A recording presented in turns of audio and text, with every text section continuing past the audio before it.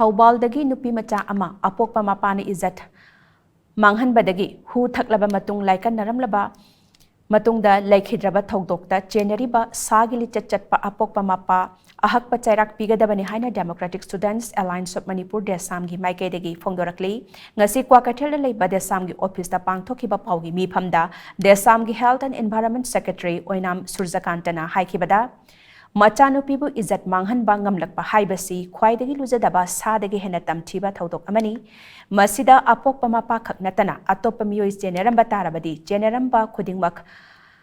Akanba Cheirak Pigadabani lamdam masida nupi angangda miyot minai sagili chat kaya chatharakliba asi thingnaba mari lainaba singna hotnaba matam oire asigumlaba tamthiraba thodok kaya asi thingnaba hotnabada matam chana wild duna genereba miyoi khudingmak Ahakpa Cheirak Pifam Thoki Natrabadi Makhatana Tamthiba Thodokaya Chatharakigani Thaubal District Chahi Asigi Oina Ngasi Phawbada Nupi Angang da Chathaba Thodok Taruklom Thokre Masidagi Hena Haidoktana Leiba Thodokaya Suleiram Kigani Masigumlaba Kaya Asi Thoktanaba Miyam Puna Hotnaminasi Haina Magna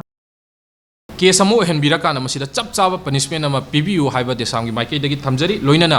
ngasigi khunai asida asigumlaba thokliba crime sing ase masi hantha hange haiba taragadi judiciary na chap chaba initiative to lawbirakana makhoji chap chaba